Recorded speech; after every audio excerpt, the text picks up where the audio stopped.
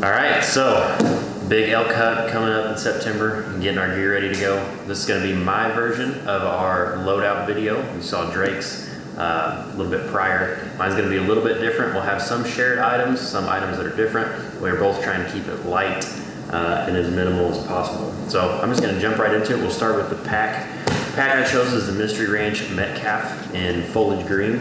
Picked it up on sale, and I am super happy with this pack. Could do a whole video on it by itself, but it's a meat hauling backpack. So I've got the main bag with a side access zip. We've got two compartments on the top lid, and then I have obviously the frame, and then my meat will go back in there. Pretty simple bag, pretty durable. And this is what's going to get me through 8 days and hopefully packing out some meat in the backcountry. So we're just going to go through, pull out my gear, talk a little bit about the things I'm bringing, what I'm going to use them for, and why I chose them. All right, before we get going, I'd like to point out I don't have food in here. I don't have my liquid water in here. And then I don't have, well, I do have my fuel canisters, but this is base weight. So this is before consumable items like food and water. I have my bag for my food, but not my food itself. And then also, this pack obviously isn't cinched up or filled out like it will be. I'll have some more items in here and be a little bit more robust once we are actually heading out for the 8 days, but this is basic gear. But we're gonna get started. So first thing first is water. Water is super important. Hydration is very important, especially where we're gonna be at altitude in the mountains. Thin, dry air, gonna get dried out really quickly, so I want easy access to my water. Now, I'm not a bladder convert. Drake's using a bladder, and it's tempted me several times. We've gone back and forth on it, but I've always used bottles while backpacking. And the Metcalf has these bottle pockets that I can actually get to without taking the pack off. So my choice for water is two 1 liter smart water bottles. I'll go ahead and set the pack over here, and I'll get out my filtration system. The reason I like bottles is because they're handy. I can take them out, I can move them around. They're lightweight, and they're replaceable. If I want to put an electrolyte mix in one of these, I can. It's a little bit easier to clean out than a bladder, and then, you know, no harm, no foul if I get a hole in one, but they are pretty durable. I've used these for backpacking for a while. So two 1 liter bottles, so there's 2 liters of water, and then my filtration system. So I've got this mesh bag, and I use a Sawyer Squeeze water filter. So the Squeeze is really cool because it's a pretty versatile system. I can screw it right on top of my smart water bottles. If I somehow wanted to fill these up with dirty water, I can drink straight from the bottle. But I use two Senoc Vecto water bags. These are the 2 liter version. You saw these in Drake's videos. I just have the same ones but blue so we can differentiate. So these are a 2 liter water bag. They are kind of stretchy, kind of a rubbery material, so they're pretty durable. They don't get holes very easily. And then they've got this wide mouth opening, so I can scoop up dirty water with these. I have 2 liters in this bag, screw my Sawyer onto the bag, and then squeeze it into my bottles. And then if I need extra capacity, say if we're going up to camp at night, we're probably gonna camp at high altitudes so we can hear the elk bugle in the morning, but that means less water. So I can fill both of these up and have 2 liters in my bottle and then 4 liters in my pack ready to purify, use for cooking, washing up, stuff like that. One piece of kit that I also have is this little blue coupler right here. This is also sold by Sawyer, it's made by them. But you can put this on the end of the squeeze filter and then take one of your water bottles or even one of the bags, since it has a threaded end, and thread it on the opposite way. So you can use this to back flush the filter. If you fill this bottle up with clean water, you can then squeeze it, force clean water back through the filter and get rid of any debris. That saves me from having to carry that syringe that comes with the filter. And this also allows me to do something interesting with these Senoc bags. If you look at the mesh bag that comes with the Sawyer, it's got a loop here. I can put one of these full Senoc bags inside of that bag, hang it up from a branch or a tree, and then screw the filter on and use it as a gravity system. So while we're moving throughout the day, I'll be squeezing these bags and forcing water into my bottles. But if I'm setting up camp at night or something, I can just kind of hang it up, let gravity do the work for me, and use it as a gravity filter. So that's my hydration system. All right, next thing, we're gonna dive into the top lid of my pack. Top lid is removable. Like I said, it's got those 2 pockets on there, so that's where I keep some of my items that I want to have quick access to and items that I use often. So one thing I want to have very quick access to when we're in the backcountry is my med kit. So I keep my med kit in this little Helicontex pouch. It's got MOLLE webbing on the back so I can put it on the belt of my pack Once we get out there, I'm gonna have my med kit on one side and my bear spray on the other. But this just has some things to deal with trauma, to deal with boo-boos, and then also some medications. So we first open it up, I'll give you a quick rundown. Loose in here is my trauma supplies. So I have gloves. Probably won't use gloves if I have to work on myself, but if I have to pack a wound on somebody else, they're nice to have. Or if we kill something, I just want some gloves when we're cleaning it. It's nice to have these. I have some S-roll gauze in a vacuum packed little package, and then I have a SWAT T tourniquet. So I carry these two things because they're so versatile. The SWAT tourniquet is not a COCCC approved tourniquet, but I carry it because it's versatile. So I can pack a wound with these gauze. If I get a cut on one of my fingers that's a bad cut but not like a major bleeder, I can just wrap it up with these. I can combine it with the SWAT T tourniquet and use it like a pressure bandage, or I can use this, as the name implies, as a tourniquet on my leg, on my arm, if I get a profusely bleeding wound.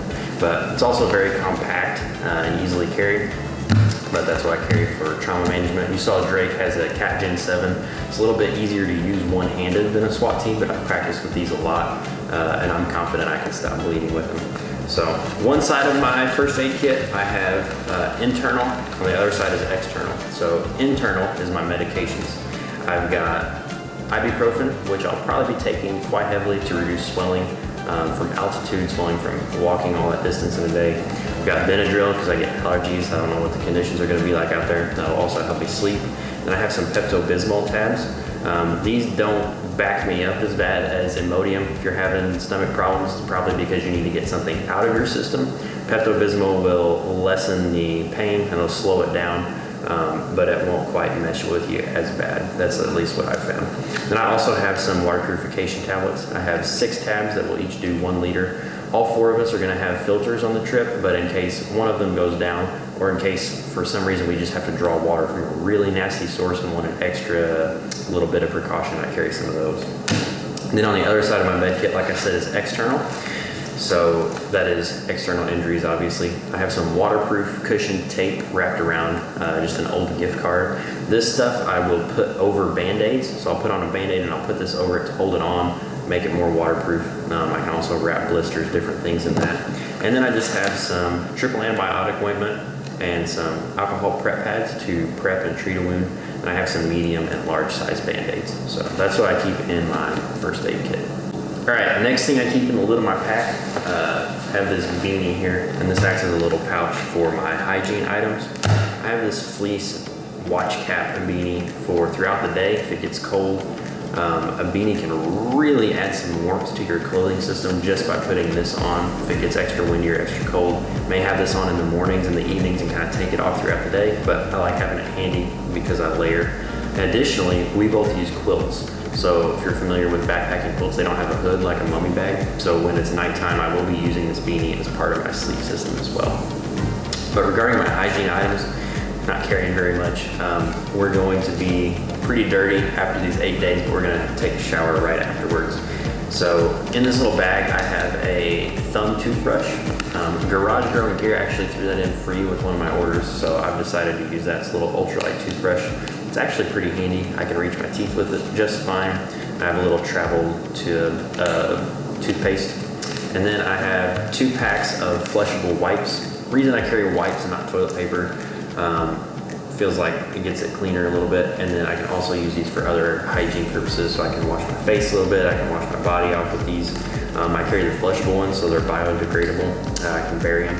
And if not, I have these in a Ziploc bag for a reason. Extra Ziploc bags are always good, but if I'm in an area that I, for some reason, can't bury it, I can carry it out if I have to, and then just throw it away when we get back to the trailhead. But it's my hygiene kit and a beanie. All right, next up, we just got some different utility items. So I'm gonna pull all of these out, and then I'll go through them individually. First thing I have is a 50-foot hank of paracord. This is the 550-pound test parachute cord. Bright orange, so it's visible. If I have to tie something up on the ground, I won't trip over it, but this is what I'll use to hang up my bear bag. Drake also has some as part of his kill kit, but in case we need some extra to hang up quarters or meat, have some. And then parachute cord is just useful in general. A lot of uses for that around camp, so I keep a hank of it. I have my battery bank for my phone. I take a lot of pictures with my phone. Follow me on Instagram, by the way, if you want to see some of those pictures. But I have a 10,000 milliamp hour battery bank with just a generic 3-foot lightning cable. It's long enough to give me some room if I have it in my pack, but not long enough to get it annoying. Don't get the real long ones, they also weigh more. But that will charge my phone so I can use it for pictures and for navigation. Headlamp, I'm using a Black Diamond Spot. I was a big fan of Petzl, and I still am, but one of my friends liked my Petzl Tactica so much that he has not given it back to me, so I got a Black Diamond Spot. Really like the lockout feature on this. I have it locked now, so it will not turn on. It's in my pack. And then I have the ability to switch between floodlight, spotlight, and red beams on this, which is very nice. And it's a decent amount of brightness in case I have to hike out in the dark, set up camp in the dark, do anything like that. The knife. This knife I just threw in here because I love it. It's a little bit heavy, and it's probably not the knife I'm bringing. This is the Bradford Knives Guardian 3 sheep's foot with the G10 handles and Nimbus finish on the M390 steel. I'm a knife guy. I love this thing. It fits my hand really well. It's a good shape. So this is a perfectly capable skinning knife, but I'm probably going to get the tagged out from Benchmade when it is released in July. I just threw the small fixed blade in there for now. And then the last thing I have in my lid is my Sea to Summit Spork. This is their long-handled Alpha Spork. I believe it's made out of anodized aluminum, but this allows me to get down into mountain house pouches, eat out of my pot, anything like that. I've considered taking a second one of these. We went to Current River a while back, and I was always bouncing between my tent and the picnic table in the truck. And I was very afraid that I was going to lose one of these, so I'm probably either going to put some orange tape or something on it, or just carry a second one in the bottom of my pack, because it sucks to lose a Spork. I've learned that one the hard way, but that's all that I keep in my lid. All right, that's all she wrote for the lid of the pack. That's my quick access and most used items throughout the day. We're gonna go ahead and jump into the main body. Metcalf has excellent compression. So like I said, I've got a lot more room here that I have not yet utilized. That'll go to food and extra layers if I decide to bring any once we actually get out there. But excellent compression straps on this bag as well. So first thing I have in here is this 10-liter dry bag. This is just a high visibility, lightweight dry bag.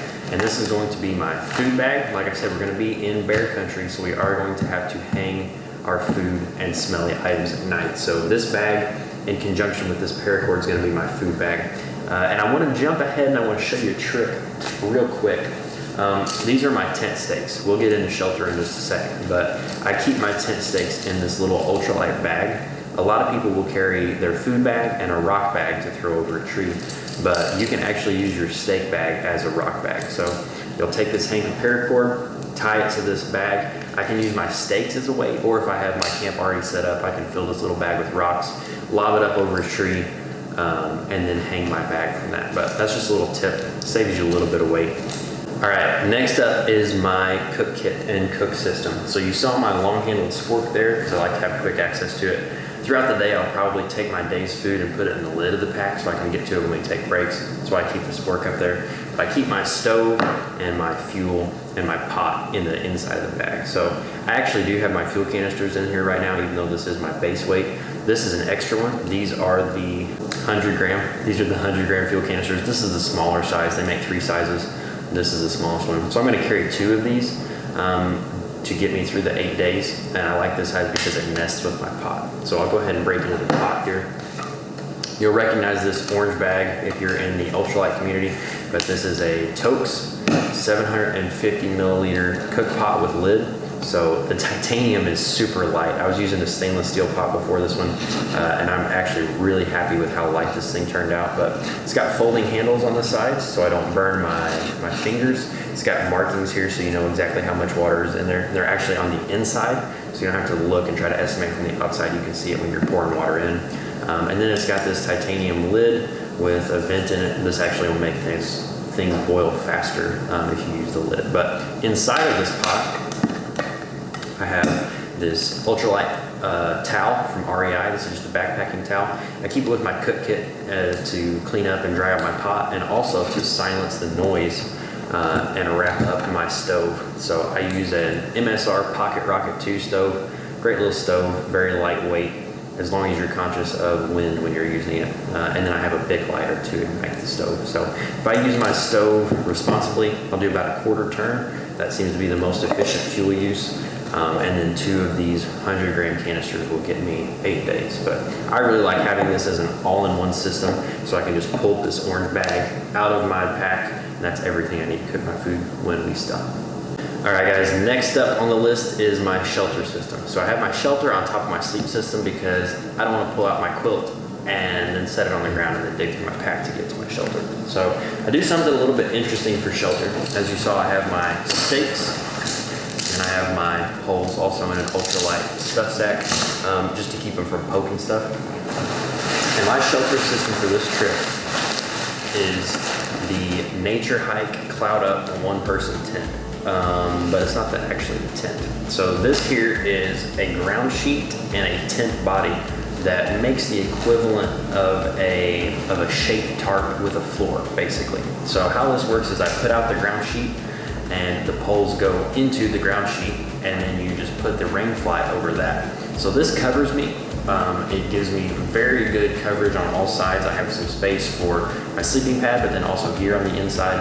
I have a vestibule and a zippered door, but it also gives me a little bit of ventilation, and this cuts down on weight. So you've seen Drake's tent. He uses that Nemo Hornet Elite 2-person, one of the best tents, if not the best on the market for the weight. But it's expensive, and I am a cheapskate, so I did some looking around. The Nature Hike Cloud Up tent is $110. Comes in right at 3 pounds or a little bit over, which is not the lightest on the market, but if you ditch the inner tent, there's no bugs. You don't really need the inner tent. If you ditch the inner tent, this gets you right to about 2 pounds for the whole setup. So it's waterproof. Like I said, it gives me some room, and that's all I have to do is stake it out and pop those poles in. So that's my shelter system. Last but not least is my sleep system. So that's my shelter. Sleep will consist of my pad, my pillow, my quilt, and then that's where I put my extra socks in there as well. So I'm gonna go ahead and grab it out. It's gonna be a little bit loud, and I'll tell you why. I keep my sleep system in this pack liner. This is a Nylaflume pack liner. It's just a very thin plastic bag. It's lighter than a contractor bag, but it is still waterproof, and it really is just a plastic sack. So I stuff my quilt down in here and then kind of roll up the top and stuff it down in the bottom of my pack. This just keeps it separate and adds a layer of water protection. And then I can use this bag for other things if need be. In an emergency, if I needed more water carriage, or if we're carrying out meat and one of our meat bags fails, I can use this pack liner as well, since it's just a piece of plastic. But I'll go ahead and set that to the side. All right, like I said, my sleep system also includes my extra clothes. I mentioned the beanie. I'll be using that at nighttime since my bag doesn't have a hood. But I also have wool socks. I'm probably gonna go ahead and bring 2 pairs, but right now I just have 1 in here. I can alternate these, so whichever ones I wear throughout the day, I can set out to dry at night. I can kind of hang them from the top of my tent. I can hang them from my pack during the day since it's probably gonna be pretty dry up there. But then I'll have an extra pair of dry wool socks. I actually usually don't sleep in socks, and I'll mention the foot box in these quilt in just a second, but I found that socks just kind of make my feet sweat a little more, and then the sweat dries out, evaporates, takes your heat with it. And then socks can also restrict blood flow. Usually that's not an issue because you have socks that are fitted right, but that can actually reduce the amount of blood flow and warmth you're getting to your feet. So these are really just extras, so I can alternate them between the days, but I can wear them at night as well. First part of my sleep system. This is my one luxury item. My gear list is pretty Spartan except for this, and you'll notice me and Drake both share this item on our lists. I hate inflatable pillows. I've tried, I believe, 3 now, and I cannot sleep with an inflatable pillow. My back will be fine on my pad, I'll be nice and warm, and I can't do it. I can't wad up a jacket and get comfortable. I can't use an inflatable pillow. So I carry one of these travel pillows from Walmart. It's just a polyester pillow, but it is an actual pillow of pretty good size. I believe it's like 8 ounces, which is a big sacrifice, but it's one I'm willing to make because sleep is going to be very important when we're out there for that amount of time. So I do carry a full-size travel pillow. The pad I use is from Climate. This is, the Static V SUL insulated, something along those lines. It is their ultralight version of their best-selling pad. So I believe it comes in at right at a pound. I believe right at 16 ounces. And it's also insulated, so it has a value, an R value of, I think approaching 4. I've had it down to about 29 degrees, and I use it with the quilt. But my back didn't get cold, but just a really good pad. Very good value on this as well. Like I said, I'm cheap. This is about 90 bucks as opposed to a Thermarest that'll run you about 170. I really like the valve on here, the inflate and deflate valve, but that's my sleeping pad. It will fold up smaller than this, but I kind of just slide it along the back panel of my pack. Last but not least, probably my favorite item on this gear list is my quilt. So I am a quilt convert. I used sleeping bags for years, and then I tried out a quilt. My dad said, that's dumb, you're gonna freeze to death. But I am a full believer now. And I wanna mention, this quilt is from Hang Tight Shop on Etsy. This dude makes some good stuff at good prices. So he makes usually hammock quilts, but he has an option for the ground dweller add-on. So I have these ultralight pad straps on here. If you're not familiar with how a quilt works, up to about mid-knee, I have a sewn foot box. And it's like the bottom of a regular sleeping bag. What this dude does, Hang Tight Shop, he does a double layer foot box. So I have double the insulation here. Your feet are never gonna get cold anymore. But after about mid-knee, it splits. And it is just this open sort of bag design. A quilt reduces the amount of insulation material on your back and uses your pad for insulation. So that saves weight on insulation, on shell material. It doesn't utilize a zipper, and it doesn't utilize a hood. So I believe this quilt, if I remember correctly, is about 22, 23 ounces, somewhere in that neighborhood.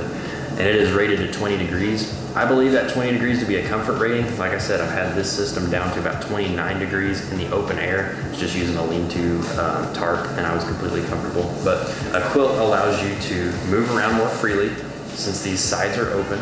And to me, it also kept me warmer than a bag. I didn't get twisted up like I would in a bag, and where that insulation compresses and reduces loft.